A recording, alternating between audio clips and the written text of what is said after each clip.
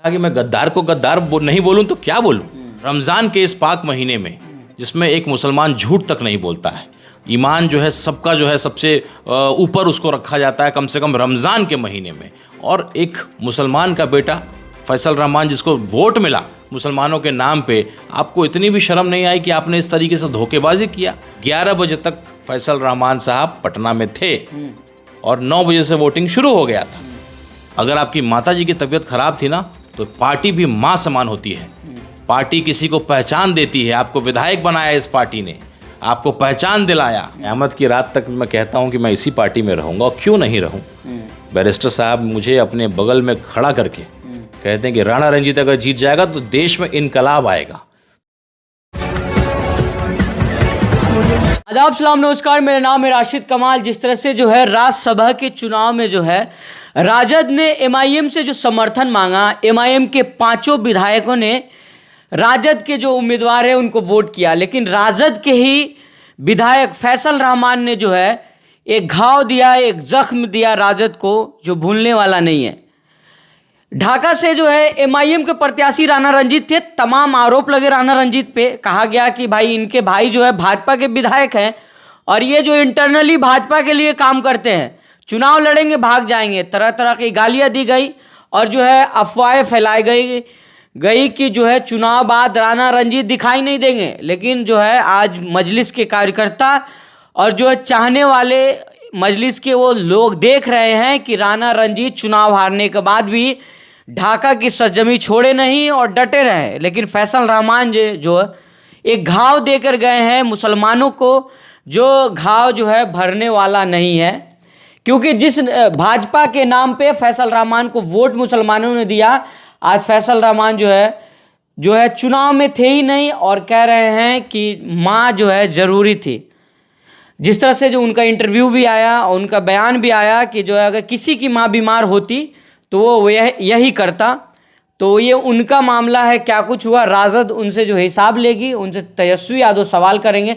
लेकिन हमारे साथ राणा रंजीत जी हैं, जुड़ेंगे, चर्चा कर लेंगे। तमाम जो है सवाल राणा रंजीत से हुए कि भाई भाजपा में इनके भाई है तो ये भी भाजपा ही हैं और भाजपा चुनाव लड़ के आखिर चले जाएंगे। अनाप शनाप बोला गया, गाली भी दिया गया। राणा रंजीत जी कैसे देख रहे हैं?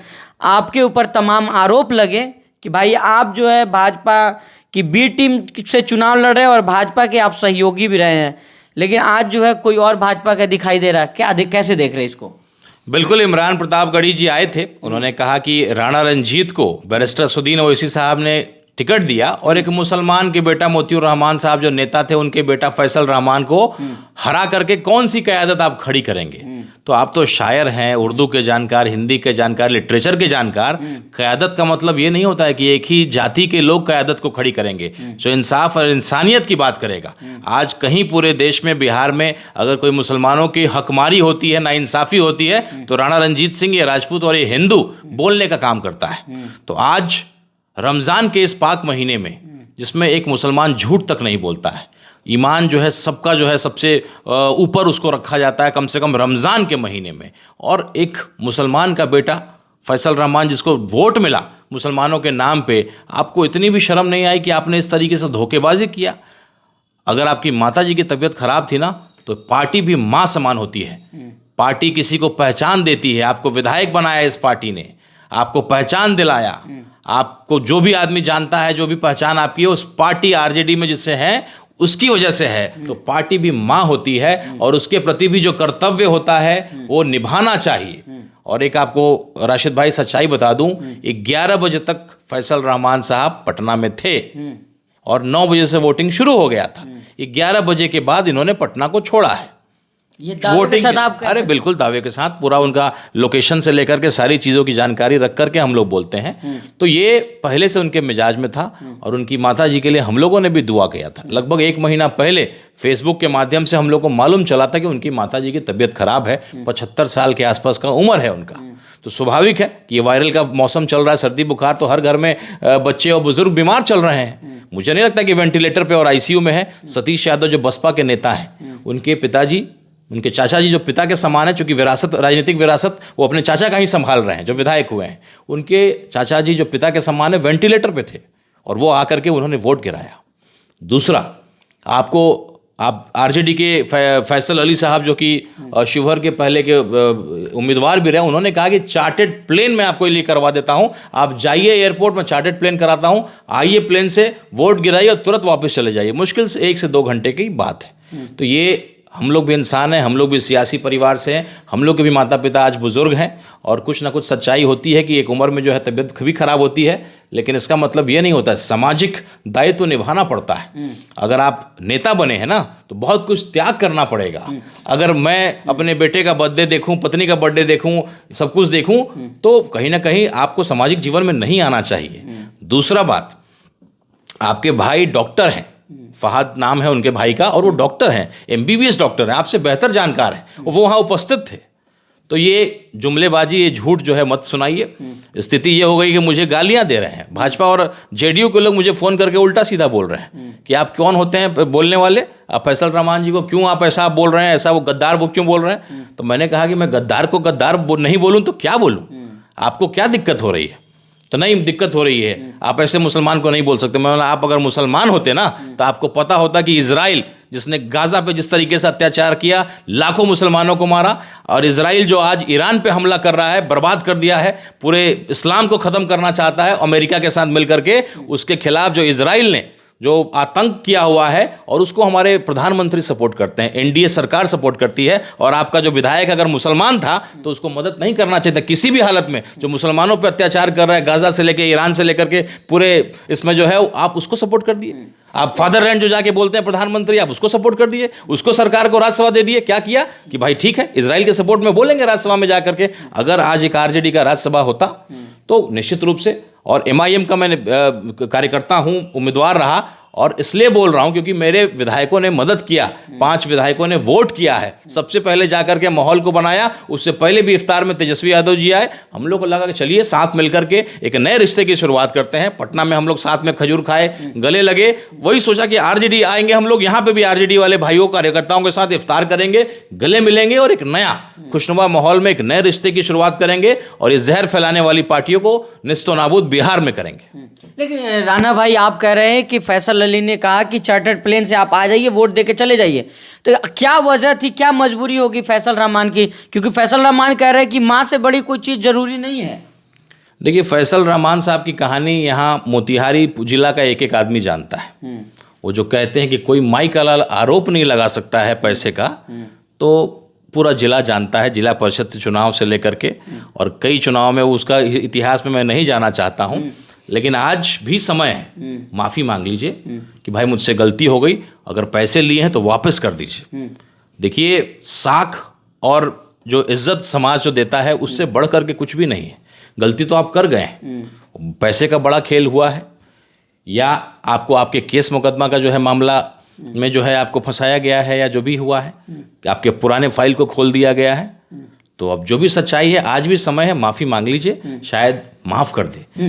तो आपको लग रहा है कि पैसे के लोभ में फैसल रहमान ने वोट नहीं किया? बिल्कुल, 8 से 10 करोड़ की बात सुनने में आ रही है, चर्चा हो रही है कि 8 से 10 करोड़ का लेन देन हुआ है। मैंने देखा तो नहीं है, सबूत तो नहीं कर सकता हूं, लेकिन आप साबित करिए ना कि आप निर्दोष है, क्योंकि आप तो वोट देने आए नहीं, आपकी वजह से NDA जीत गई, तो गलत तो आप है ना। जो मुजरिम होता है उसको साबित करना होता है, तो आप साबित करिए कि आपने पैसा नहीं लिया है। आप क्यों नहीं आए? क्या खाना पीना छोड़ दिए हैं, पेशाब पैखाना जाना छोड़ दिए हैं, माता जी की तबीयत खराब है, तो एक सबसे बड़ा कर्तव्य था, इसको निभाना चाहिए था। सामाजिक जीवन में अगर आप आए हैं तो समाज का भी कुछ दायित्व होता है, उसको भी निभाना पड़ता है। लेकिन सवाल ये हो रहा है, मजलिस के तमाम लोग सवाल यही कर रहे हैं कि राणा रंजीत को कह रहे थे लोग कि भाई राजपूत समाज से आते हैं, वो क्या क्यादत खड़े करने रहे, लेकिन राणा रंजीत तो ग्राउंड पर दिखाई दे रहा है। फैसल रहमान जो है ग्राउंड छोड़ के भाग गए दिल्ली।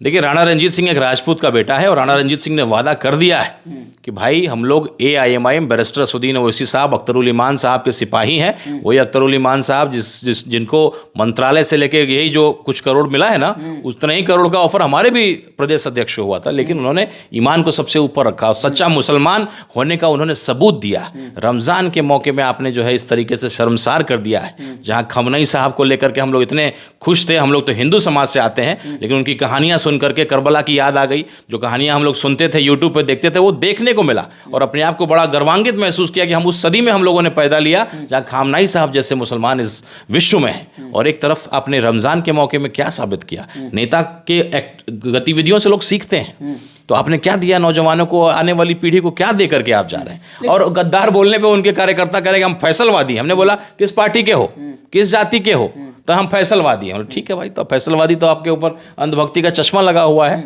लेकिन ये विचारधारा नौजवानों के लिए अच्छा नहीं है।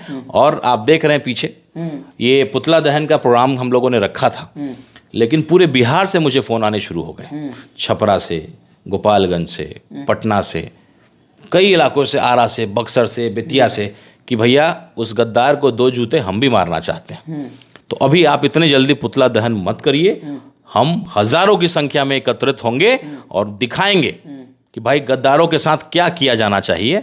तो आप जल्दबाजी मत करिए, ईद के बाद एक डेट तय करिए, एक समय तय करिए, जगह तय करिए। पूरे बिहार के आरजेडी से लेकर के जो सेकुलर लोग जो आहत हैं कि इस व्यक्ति की वजह से चुनाव आरजेडी हार गई, महागठबंधन हार गई, एआईएमआईएम ने भी 5 वोट दिया, हम लोगों ने शुरुआत की, तो जो भी लोग आहत हैं उसमें एकत्रित होंगे और एक उदाहरण स्थापित करेंगे कि जिस तरीके से हॉर्स ट्रेडिंग हो रहा है, भाजपा वाले हावी हो गए, तो लोकतंत्र खतरे में ऐसे थोड़ी ना बोलते हैं। चुनाव हो ही क्यों रहे हैं, आपको मालूम है कि पैसा होगा, केस मुकदमा होगा, ईडी होगा, सीबीआई होगा और आपके हॉर्स ट्रेडिंग से आपको हरा दिया जाएगा। अगर ईमानदारी से चारों लोग अगर उपस्थित होते तो राष्ट्रीय जनता दल के जो उम्मीदवार थे वो चुनाव जीत गए होते, लेकिन देखिए क्या हो रहा है। लेकिन कहा गया कि भाई आप लोग 5 लोग जो है भाजपा की बी टीम के आपके विधायक थे, तो आप लोग तो तेजस्वी के साथ रोजा इफ्तार भी कर लिया, लेकिन तेजस्वी यादव के नाक के नीचे से जो है फैसल रहमान, जो कहा जाता है तेजस्वी के बहुत करीबी है मोतीउर रहमान साहब के टाइम से, तो वो अनुपस्थित रहे। देखिए, चुनाव मोतीउर रहमान साहब हारे हुए थे, मुझे लगता है कि 2-3 बार के हारे हुए थे। उनको उठा करके लालू जी ने राज्यसभा भेजा था उनके पिताजी को, और राज्यसभा के कार्यकाल में ही उनका मृत्यु हो गया। तो चिंता में, कुछ परेशानी में, वो चिंता क्यों है वो मोतिहारी जिला का और जो फैसल भाई को जानते हो हर एक आदमी जानता है कि किस चिंता में उनका देहांत हो गया। तो खैर, वो तो गार्जियन स्वरूप थे हम लोग के, मेरे पिताजी के अच्छे मित्र भी थे। तो ये बहुत दुखद है, जहाँ भी होंगे मोतीउर रहमान साहब, उनको बड़ी तकलीफ होगी। और ये जो किया गया है ये दोबारा ना हो, चूँकि एमएलसी का भी चुनाव आने वाला है आने वाले समय, तो उनको हौसला भी देना होगा और उनको डराना भी पड़ेगा कि हौसला, अगर नेता बनने आओ तो जेल जाने से डरते हो, तुम्हारे ऊपर केस मुकदमा है, तुमको फंसाया जाएगा, तुम उससे डरते हो। कोई चिंता नहीं, आज बदनामी से डरना चाहिए। आज जो जिल्लत आपको झेलना पड़ेगा उससे डरना चाहिए था। जो ऊपर वाला जिल्लत देगा, जो काम आपने किया है, एक एक व्यक्ति ने विश्वास करके, मेरे एमआईएम के कार्यकर्ताओं को गाली दिया जाता था कि भाई किसके पीछे जा रहे हो, क्यों भटक रहे हो, अपने इसकी चिंता करो, भाजपा को हराना है, तेजस्वी यादव को मुख्यमंत्री बनाना है। और आज वो उनका सीना चौड़ा है कि देखिए हम जिसके साथ थे सही आदमी के साथ थे। आप हमको तब बी टीम बोलते थे, देखिए बी टीम कौन साबित हुआ है, कौन जाकर के एनडीए वालों के गोद में बैठ गया है। तो अब हमारे कार्यकर्ता एआईएमआईएम के वही 6000 के आसपास ही थे, लेकिन सीना चौड़ा है, सर ऊंचा है। लेकिन आरजेडी वाले लोग जो उनको ताना मारते हैं, उनका सर आज झुका हुआ है। क्यों झुका हुआ है? उनके नेता की वजह से झुका हुआ है। इसका जनता जो हिसाब लेगी, ढाका की जनता फैसल रहमान से हिसाब लेगी, इसका बिल्कुल हिसाब लेगी। और बैरिस्टर असदुद्दीन ओवैसी साहब जैसे लोग जो सदन को नहीं छोड़ते हैं, शादी की और अगले दिन चले गए, पिताजी बीमार थे लेकिन सदन को नहीं छोड़ा, बेटी की शादी थी लेकिन सदन को नहीं छोड़ा, सदन अटेंड किया, उसके बाद आकर के शादी को अटेंड किया। तो ये गंभीरता होना चाहिए विधायक में, सांसद में, कि जनता ने आपको भेजा है हमारे सवालों को सुनने के लिए, या कुछ गलत हो रहा है तो उसके लिए बोलने के लिए। यही इसीलिए तो आपको भेजा जाता है ना सदन में। ठेकेदारी से कमीशन वसूलने के लिए थोड़ी ना भेजा जाता है कि रोड खराब चल रहा है आके मिलो, फिर कमीशन तय हो गया तो चुप हो गए। ये विधायक का काम थोड़ी ना है। विधायक का काम तो जनता के लिए आवाज़ उठाना है, अच्छे लॉज बनाना है। तो ये ढाका कहीं ना कहीं आज बड़ा शर्मिंदगी से कि झेल रहा है। लोग चिढ़ा रहे हैं फ़ोन कर करके लोगों को कि भैया हो गया तुम्हारा विधायक, ऐसा निकला वैसा निकला। एक रिकॉर्डिंग में सुन रहा था, जो एब्सेंट हुए हैं हंसते हंसते कह रहे भाई आपको बोल दिया कि माताजी बीमार है, तो आप बार बार एक ही सवाल क्यों कर रहे हैं? तो माताजी बीमार किसी की भी होती है, 75 की उम्र में, 80 की उम्र में होती हैं। तो और एक भाई तो है ना, जब 2-3 भाई आप होते हैं तो जिम्मेदारी को बांटते हैं। तो आखिरी में सवाल लगे, राणा रंजीत डटे रहेंगे? राणा रंजीत पे जो बार बार आरोप लगता है, आपने तो प्रूफ किया, लेकिन फिर भी आखिरी में एक सवाल है, राणा रंजीत डटे रहेंगे? ये कयामत की रात तक मैं कहता हूँ कि मैं इसी पार्टी में रहूँगा, और क्यों नहीं रहूँ। बैरिस्टर साहब मुझे अपने बगल में खड़ा करके कहते हैं कि राणा रंजीत अगर जीत जाएगा तो देश में इनकलाब आएगा, तो इससे बड़ा कोई सम्मान है क्या? बैरिस्टर साहब बगल में खड़ा करके ऐसा मुझे सम्मान दे रहे हैं। तो जो मेरे भी हिंदू समाज के लोग हैं, धीरे धीरे उनको भी समझ में आने लगा है कि ये पार्टी जिस तरीके से मजबूत हो रही है। पहली बार 5 विधायक जीते, लोगों को लगा तुक्के में जीत गए, दोबारा जीत करके आए। और जिस तरीके से अपने बात पे हम लोग अडिग रहते हैं, हम भाजपा के साथ कभी नहीं जा सकते हैं। आप हमको बी टीम बोलते हैं, हम भाजपा के साथ कभी नहीं जा सकते हैं। आप तेजस्वी यादव जी, अगर आप हमसे आपने आग्रह किया, नहीं भी किए होते ना, तो भी हम लोग भाजपा के खिलाफ वोट करते। हम ये नहीं कर सकते। हम अपने लोगों के साथ, अपने विचारधारा के साथ हम लोग कॉम्प्रोमाइज़ नहीं कर सकते। बहुत शुक्रिया बात करने। तो ये थे हमारे साथ राणा रंजीत, जो तमाम मुद्दे पर चर्चा कर रहे थे। राणा रंजीत जो है, देखिए पीछे जो है पुतला भी लगा रखे हैं, फैसल रहमान ढाका के धोखेबाज, इसको लेकर के इनको फोन पुतले आपको नजर आएंगे। जल्दी हम लोग डेट तय कर रहे हैं, ऐसे हजारों पुतले आपको नजर आएंगे। क्योंकि ये तो हम लोगों ने जल्दबाजी में किया था, बाद में फिर प्रोग्राम कैंसिल हो गया। तो ऐसे हजारों पुतले लोगों के पास आ रहेंगे, पोस्टर बैनर आपके पास रहेगा। गलत फहमी है कि पब्लिक भूल जाएगी, याद दिलाते रहेंगे। ढाका के धोखेबाज फैसल रहमान घर घर लोगों को याद दिलाते रहेंगे इस धोखे की कहानी। कम से कम आने वाले 50 साल तक लोगों को याद रहे, ताकि कोई दोबारा धोखा देने की हिम्मत ना करे। तो राणा रंजीत एकदम अडिग है और कह रहे हैं कि ढाका के धोखेबाज फैसल रहमान घर घर तक पहुंचाना है, बैनर पोस्टर और स्लोगन जो है घर तक पहुंचा देना है। और ढाका में जल्द ही एक जो है मीटिंग रखी जाएगी, एक विरोध प्रदर्शन किया जाएगा फैसल रहमान के खिलाफ, जिसमें आरजेडी और एमआईएम के तमाम कार्यकर्ता शामिल होंगे।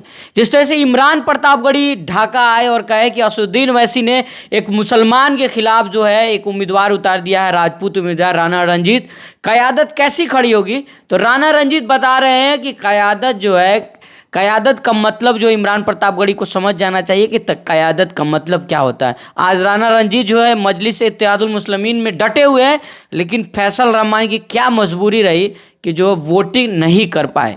आपकी क्या राय इस वीडियो पे हमें जरूर बताइएगा। बहुत बहुत धन्यवाद।